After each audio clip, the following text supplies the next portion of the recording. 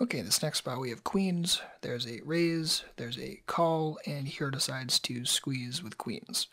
So I'm totally on board with this. If there's at least one fish in here, I'm certainly on board with this. At 6 max, this is way, way, way more of just a totally default squeeze. And the reason why I say that, and for full ring players that aren't really aware of 6 max dynamics, 6 max plays a little bit looser, and people also tend to give 3 bets action a little bit wider. So because of that, queens definitely is going to shift more towards value, whereas in full ring it can sometimes shift a little bit differently, obviously in select spots.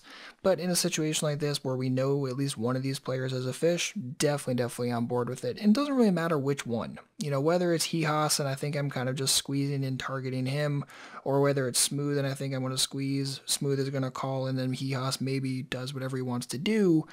Either way, I'm definitely on board with squeezing, but definitely be aware of where the fish are as always and kind of what your goal is.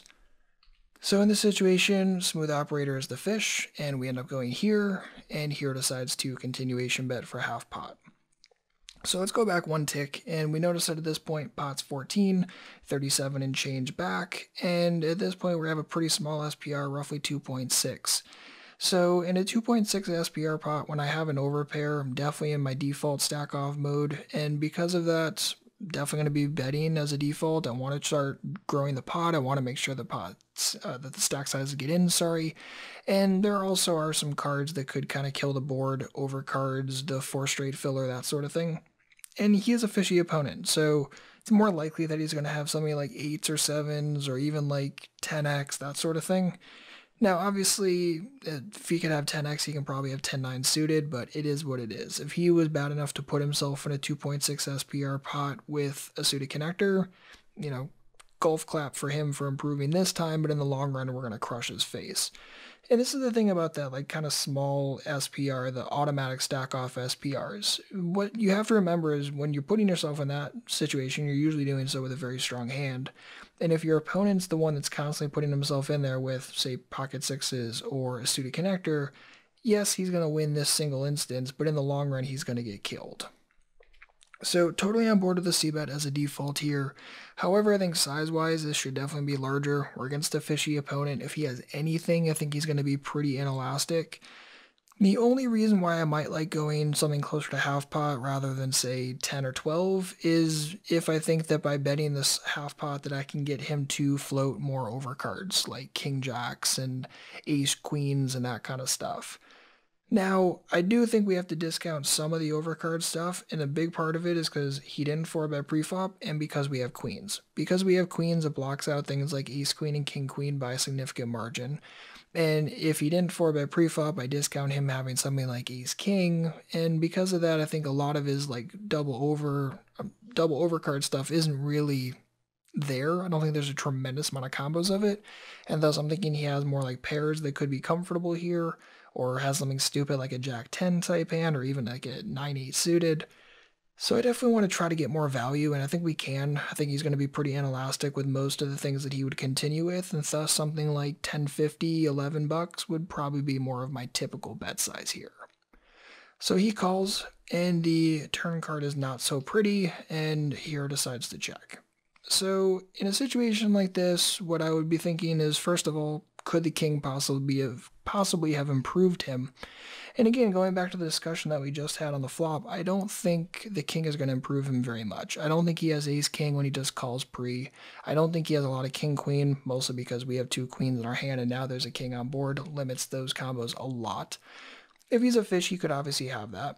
And then king jack. And if he has something like king 10, well, again, just kind of sucks to be us. If he put himself in a 2.6 SPR pot with king 10, well, not much we can do in this single instance. So, in my opinion, I would actually just keep betting here. If Smooth Operator has a 10, I don't think he's going to fold now. Same concept with like jacks or some sort of pair and draw like 9-8. If he has some sort of, say, double spade type hand, again, just don't want to try to get a lot of money in right now. And pretty much everything Smooth has done up to this point has been pretty passive. He just called the 3-bet, just called the c-bet. I don't see much reason to think that he wouldn't be a little bit more calling stationy, and thus I'm just going to continue betting myself, assuming that he's going to continue making those kind of call mistakes. So I would just bet this for something probably like 18, rest on the river, and feel very comfortable with that. And it's not because I have a gut shot. It's not just because I have queens. It's because I think that any range that he would continue with, I do very well against, and I think there's definitely value to be had here. So he checks behind on the turn. Hero ends up going for a bet for roughly half pot on a brick river. And I like the fact that Hero's betting. Size-wise, again, I think it's kind of too small. If Smooth has something, I think he's going to be pretty inelastic, especially if the turn goes check-check. So because of that, I'd really like to see this turn bet something in like the 20, 22 range. I mean, it's only a couple bucks difference, but in the long run, if you're able to get a couple bucks, couple extra times per session, that's really, really going to help your win rate in the long run. And even more so against fish, who tend to be more inelastic, and we tend to have stronger ranges when we get involved with them. Plenty of situations where we could find these extra little bet size increases where we can generate some extra value. So we do end up getting called by exactly Jack 10, and that's all well and good. And again, I think Hero left some money on the table here to be sure. Again, flop c-bet size could have been larger. The turn definitely could have been bet. The river as played definitely could have been larger. It's just thinking about the logical kind of range he has and also not panicking just because the turn is an overcard.